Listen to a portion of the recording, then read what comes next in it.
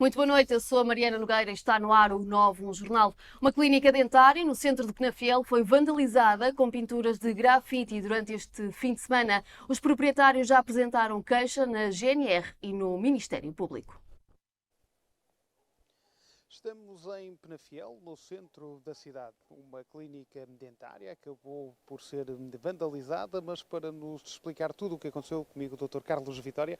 Ora, doutor, o que se passa aqui é que de facto foi um ato de vandalismo. Sim, é um ato de vandalismo puro, no qual nós no sábado estivemos a trabalhar até o meio da tarde e não tinha nada, não é? Não tinha acontecido nada do que está aqui neste momento a apresentar.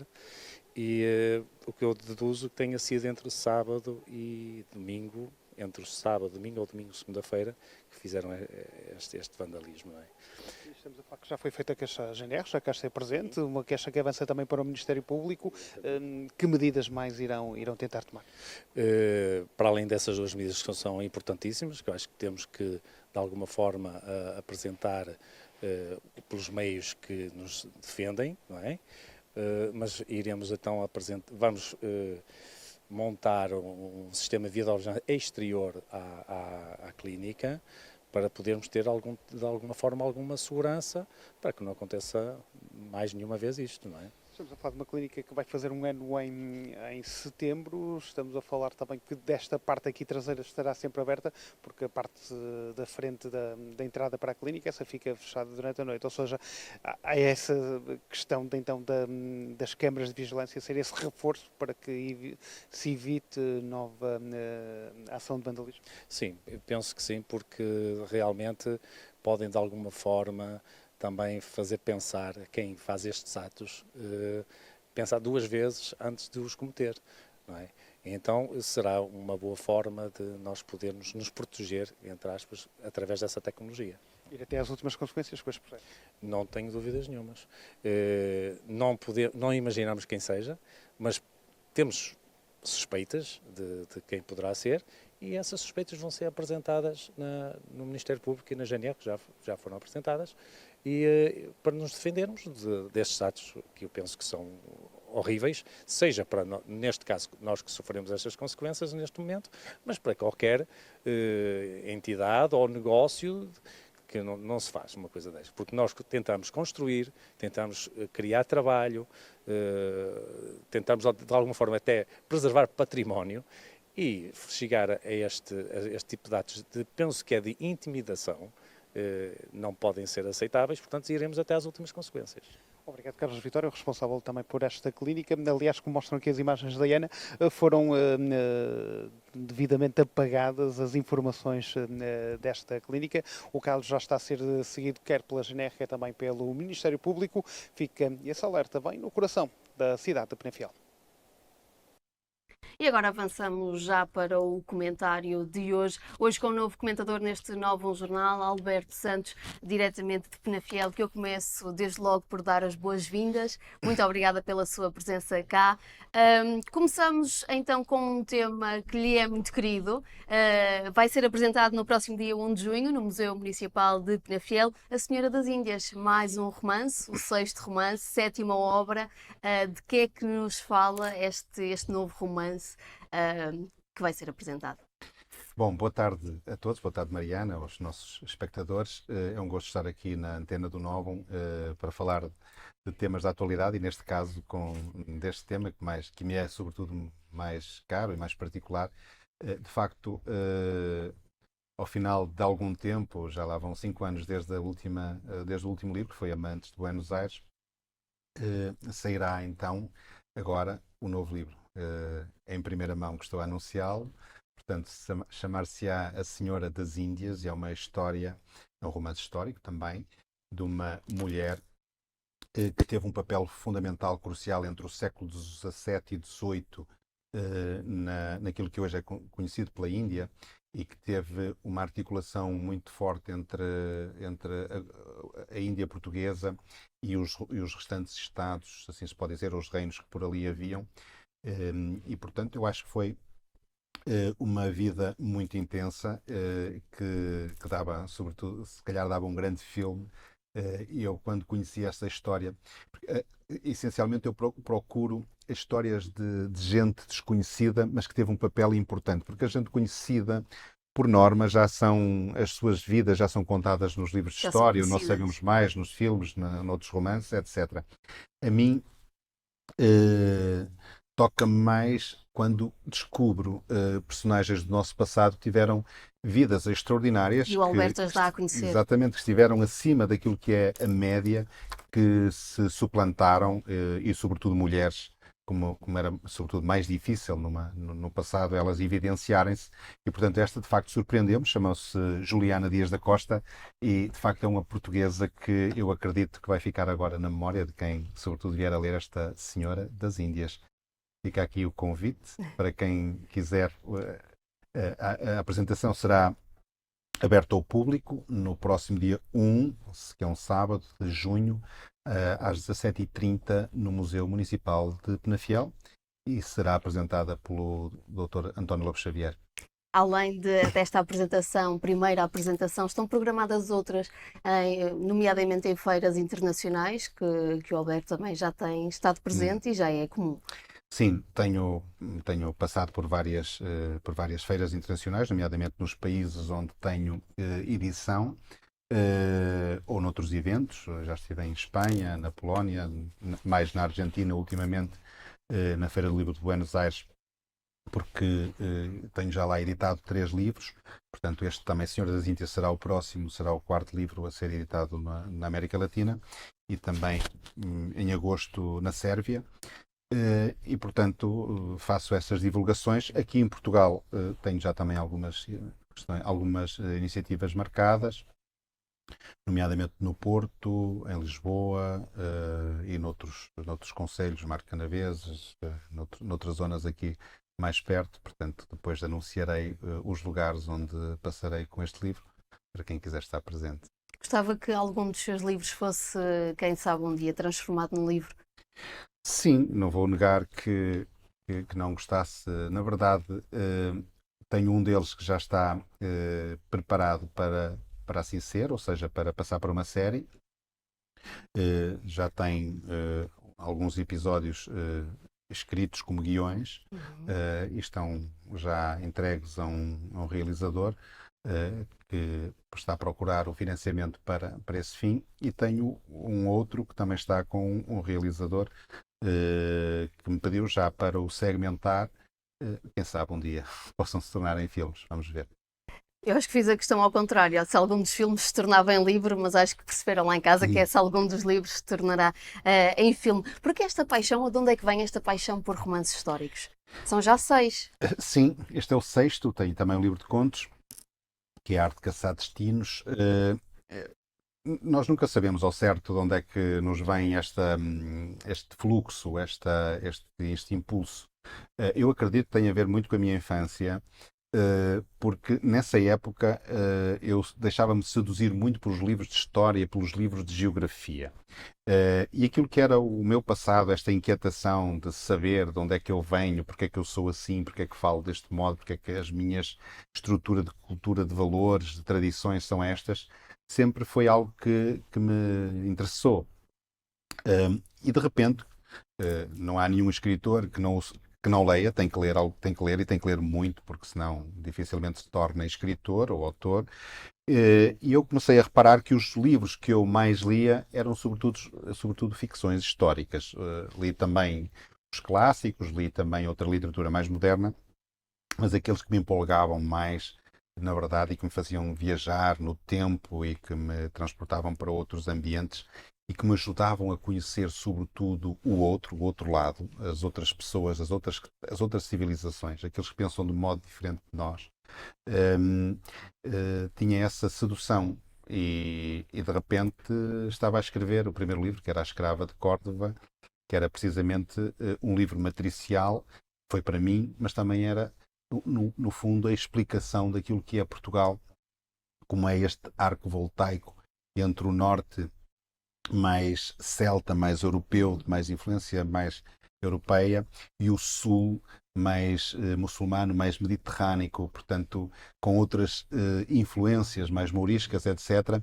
E nós, com estas diferenças, formamos uma espécie de um arco voltaico e constituímos uma nação que é perfeitamente integrada, única e onde nos revemos todos. Portanto, é assim, as coisas acontecem assim, às vezes não há explicações, talvez vivam no nosso subconsciente. Passamos então para os próximos Exato. temas que nos traz hoje, porque o tempo também vai passando. Um tema mais internacional, declarações da Ministra da Cultura brasileira sobre o dever da compensação de Portugal ao Brasil. Isto vem na sequência das declarações do nosso Presidente da República, de que de alguma forma devia haver aqui uma compensação às ex-colónias. Sim, é um tema que eu acho que merece, se calhar, uma reflexão de um outro ponto de vista. Isto entronca precisamente naquilo que há pouco estávamos a conversar ou a falar, nomeadamente do papel do nosso passado, do papel da nossa história e como é que nós devemos interpretar o tempo passado à luz da atualidade. E não é fácil estarmos aqui a querer julgar o nosso passado ou a querer alterar aquilo que aconteceu, tanto nas coisas boas como nas coisas más. Certamente que as nossas civilizações, quando foram mais dominantes, tiveram ângulos menos positivos, mas olhando para o caso do Brasil, eu acho que o Brasil tem tudo também, eu tenho muito a estar agradecido ao facto de terem sido os portugueses a terem estado lá. E explico porquê. Porque fomos nós que, de algum modo, lhe demos a nascença enquanto Estado, constituímos-lo como um reino e depois demos a independência. Muita gente não sabe, ou pelo menos sabe, mas se calhar não consciencializa, que o primeiro imperador do Brasil foi rei de Portugal a seguir. Ou seja, Dom Pedro I foi lá criar a independência, oferecer a independência ao reino do Brasil, e depois voltou para Portugal para ser rei em Portugal.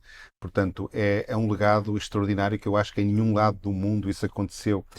E, por outro lado, seria, se calhar, interessante, dentro deste debate, nós perguntarmos também se de facto também não teríamos um direito a ser compensados, porque deixamos lá muita coisa nossa também, deixamos património, deixamos cidades com centros históricos extraordinários, Deixamos um legado também. como o legado de Salvador da Bahia, o centro do Rio de Janeiro, montes de cidades que têm um património, igrejas, coisas extraordinárias. Nós não vamos pedir indemnização por isso. E, portanto, há aqui um jogo, uma espécie de jogo de compensações. E, por outro lado, eu penso que o Brasil é um caso extraordinário de um país que existe, é o país maior da América Latina e é o quinto país maior do mundo. E ele existe enquanto país precisamente porque foram os portugueses que lá estiveram, porque deixaram lá uma língua que os uniu, deixaram uma identidade que os uniu. Hoje o Brasil não sofre muito desses problemas identitários e de separatismos, e, portanto, ficou um país único da língua portuguesa. Enquanto no resto da América Latina, os países que foram colonizados pelos espanhóis, para além da maior brutalidade que eles imprimiram, deixaram uma multiplicidade de países e não um país tão forte como neste caso o Brasil. Para não falar na cultura, as tradições hoje do Brasil também vêm muito do lado religioso, como o Carnaval, as festas juninas, como eles chamam, as joaninas, a própria gastronomia, a feijoada, tudo, a cachaça, que é a nossa aguardente, tudo que é as grandes matrizes culturais, a viola, o violão, a música, todas elas são legados da presença portuguesa, como muita gente portuguesa que ficou lá, e nós não vamos também estar aqui agora a cobrar se alguns deles foram maltratados a seguir, os descendentes, por parte das ditaduras do Brasil, etc. Portanto, nós temos que compreender as lógicas em cada tempo. Seria diferente, por exemplo, como aconteceu no Egito, em que os franceses foram lá e levaram coisas numa guerra ou numa invasão.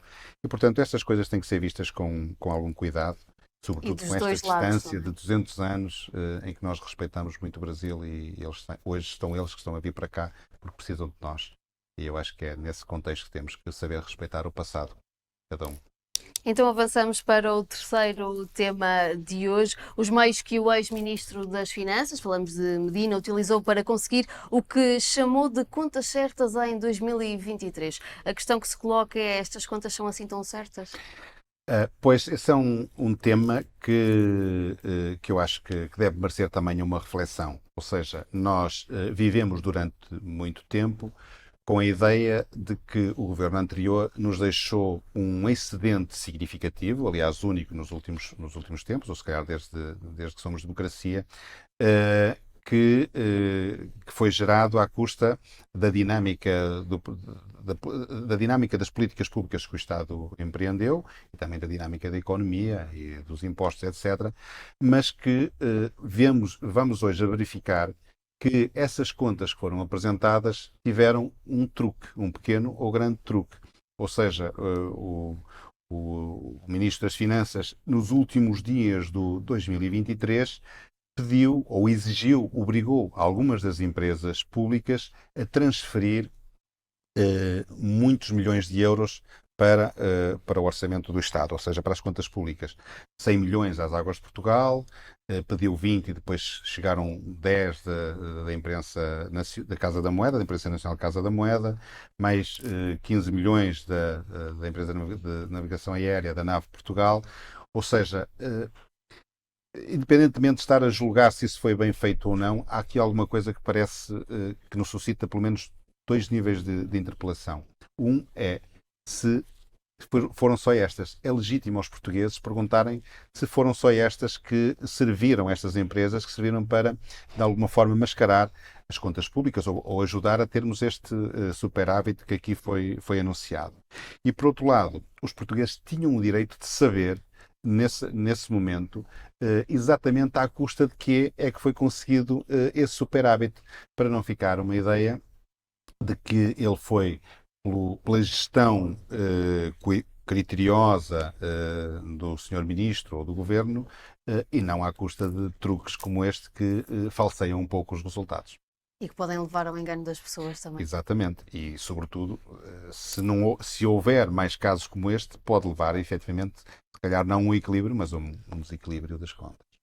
Dr. Alberto Santos, agradecer-lhe a sua presença hoje aqui no Novo Jornal. Esperamos por si numa próxima oportunidade. Muito obrigada. Obrigado, eu. Prosseguimos então com o nosso Novo Jornal, em que a Unidade Local de Saúde, o Tâmega e Sousa, assinalou esta segunda-feira o Dia Internacional do Enfermeiro, com um colóquio sobre o poder económico dos cuidados. A iniciativa serviu para apresentar os principais projetos da instituição na área dos cuidados de enfermagem. O jornalista Nuno Silva esteve presente para nos contar todos os pormenores. Estamos no Hospital Padre Américo, onde se celebra o Dia do Enfermeiro, que na realidade foi ontem, domingo, mas hoje o dia é totalmente dedicado a estes profissionais. Comigo, Bem-vinda Ribeiro. Ora, ser enfermeiro hoje, este é praticamente um colóquio para debater não só aquilo que é a importância do enfermeiro no Sistema Nacional de Saúde, mas também o papel importante que muitas vezes têm além daquilo que vai além da enfermagem. Sim, é um hábito já da longa data celebrar-se todos os anos o Dia Internacional do Enfermeiro, este ano com lemas muito interessantes, os nossos enfermeiros, o nosso futuro e o poder económico dos enfermeiros.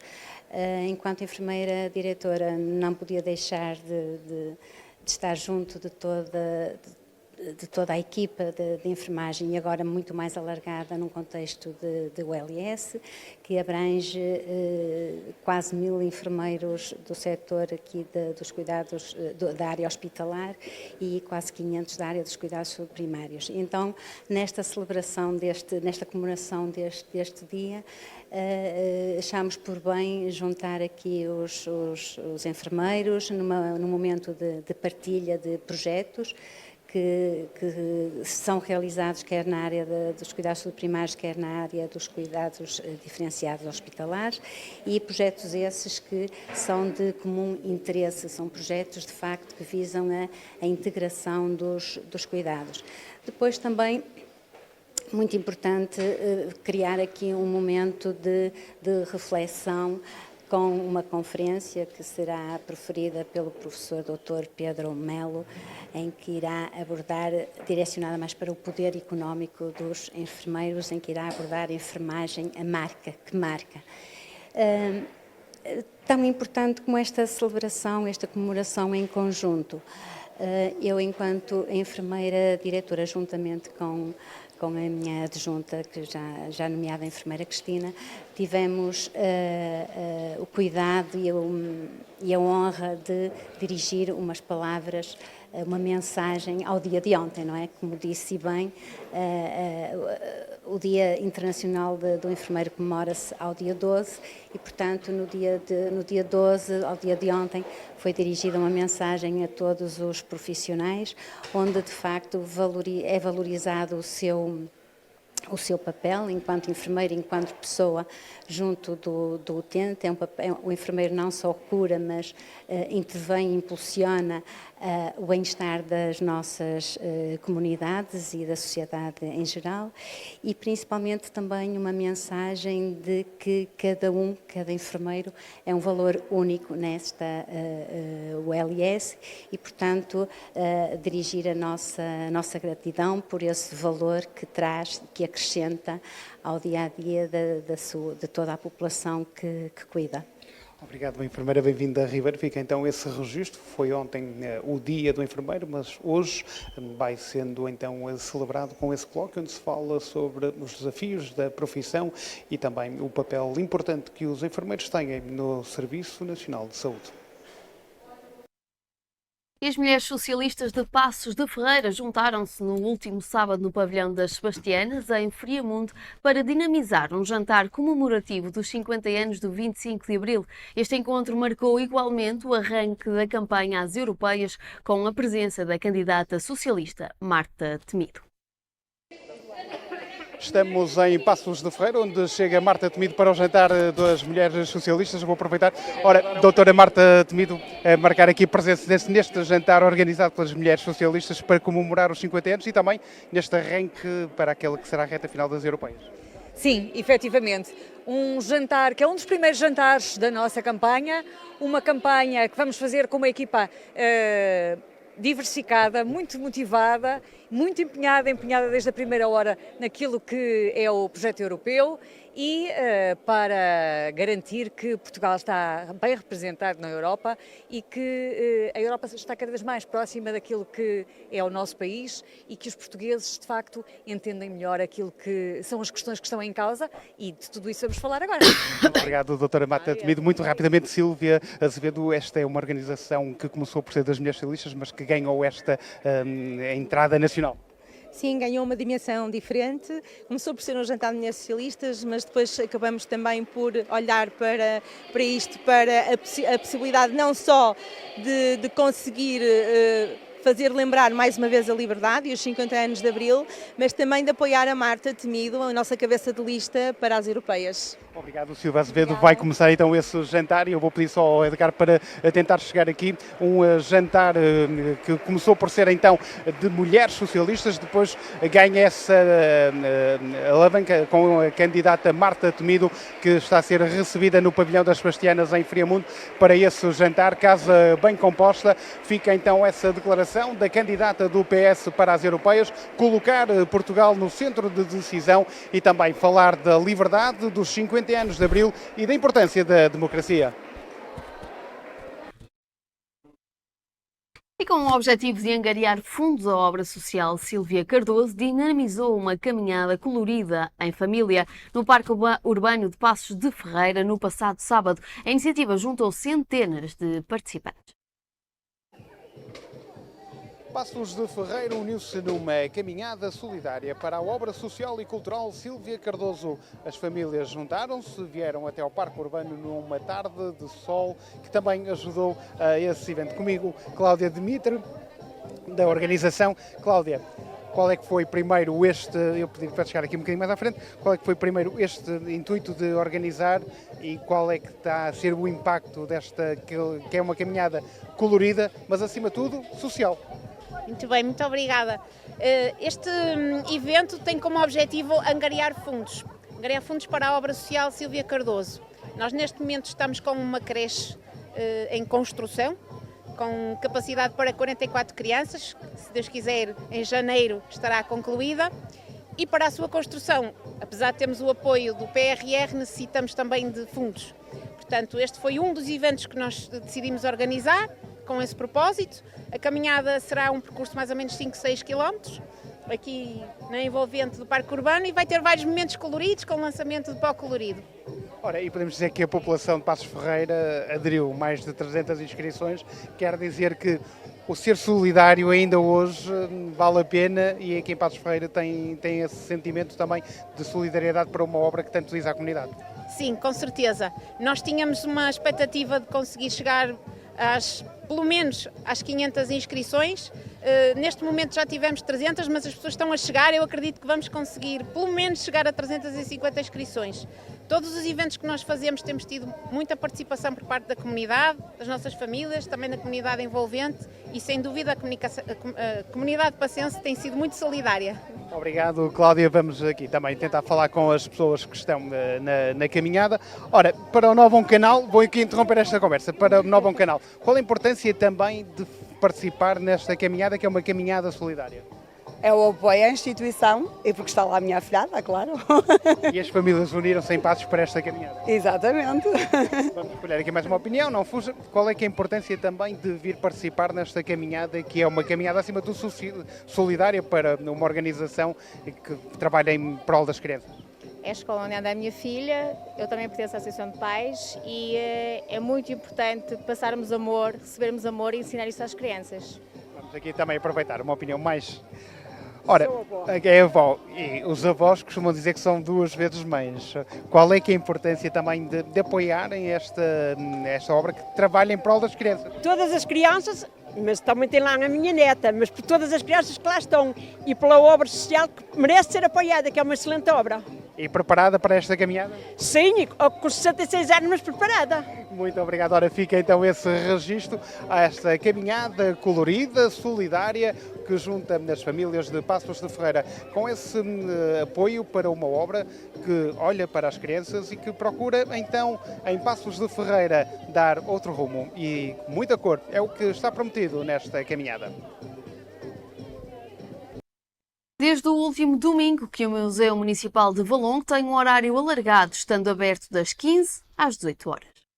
Desde o último domingo, dia 12 de maio, que o Museu Municipal de Valongo terá um horário alargado, estando aberto das 15 às 18 horas. Segundo a informação veiculada pela autarquia, a abertura em determinados dias de fim de semana vai permitir que as exposições em exibição, assim como o próprio espaço, sejam visitadas por muitas mais pessoas. E pelo segundo ano consecutivo fomos a imagem da Antena 1 na cobertura do Rally de Portugal e acompanhamos todos os desenvolvimentos da prova. Joaquim Amandio Santos fez-nos uma análise à edição deste ano que sagrou o vencedor, o piloto francês Sébastien Ogier, ao volante de um Toyota Yaris.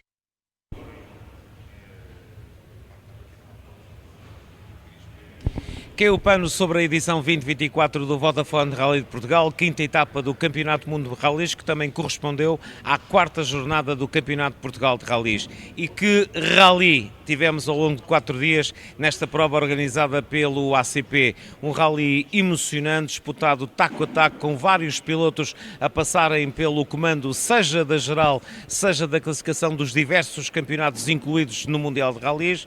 Muitas desistências, alguns momentos de grande frição e nervosismo, todos aqueles condimentos que fazem deste rally um dos melhores do mundo, se não mesmo o melhor do planeta. Mas vamos à história da vitória de Sébastien Ogier de Vincent Landais no Toyota Yaris GR Rally 1 Hybrid, a 6ª vitória da carreira do francês, que foi 8 vezes campeão do mundo e que o tornou agora o recordista de vitórias sem ser ex-aequo, suplantando os 5 triunfos que ele tinha, mas que também Marco Wallens Verstappen possuía. Por isso, a partir de agora, Sébastien Ogier, um dos pilotos mais laureados de todos os tempos nesta modalidade, é o recordista de vitórias na prova portuguesa mundial de rallies. Mas a chegada de Ogier ao comando da prova não foi fácil. Por lá passaram pilotos como Thierry Neuville, Katsuta Takamoto, ainda também Kalle Rovanperä e Ott Tanak. Primeiro foi Neuville a liderar, depois o piloto começou a afundar-se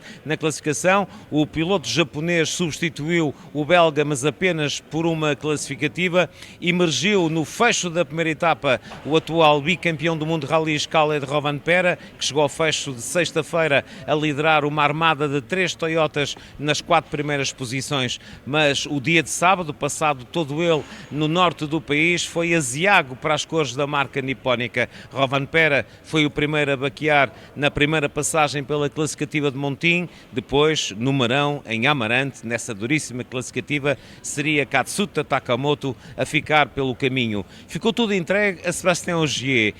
Contra ele estava uma oposição forte por parte de 2 pilotos da Hyundai.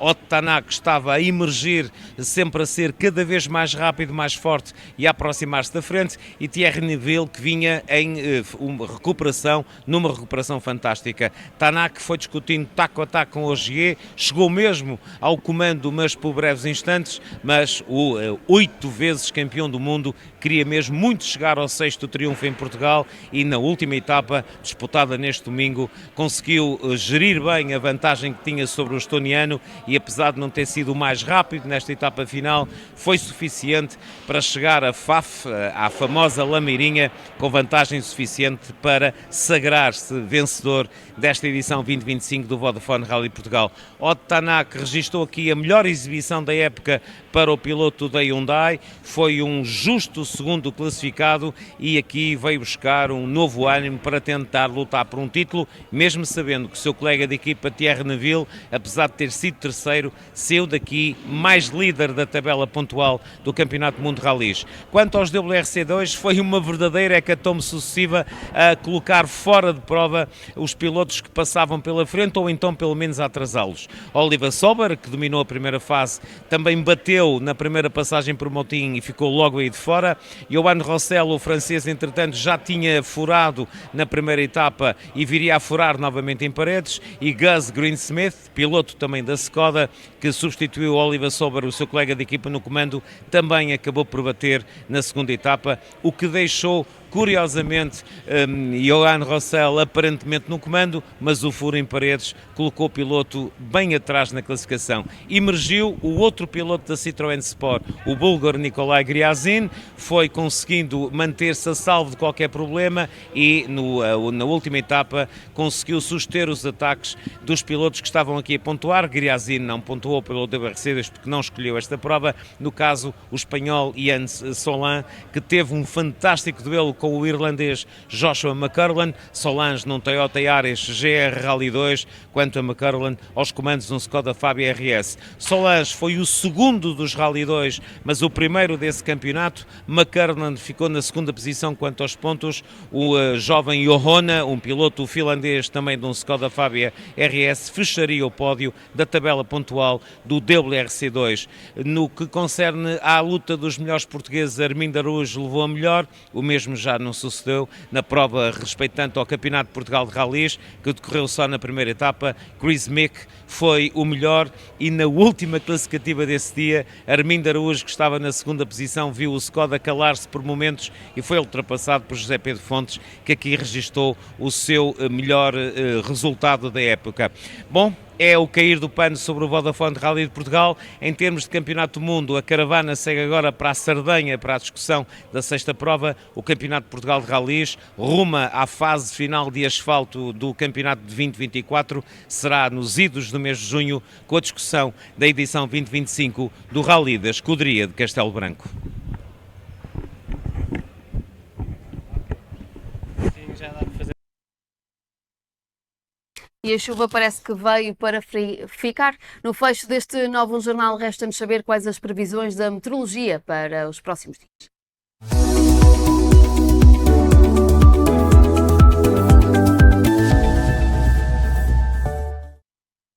Amanhã Amanhã prevê-se a existência de chuva e aguaceiros, com a mínima a rondar os 9 graus e a máxima a rondar os 16. Quarta-feira continua chuva ou aguaceiro, já na quinta-feira a chuva passa a ser fraca, com a presença apenas de chuviscos. As temperaturas vão subir 1 grau, quer na mínima, quer na temperatura máxima.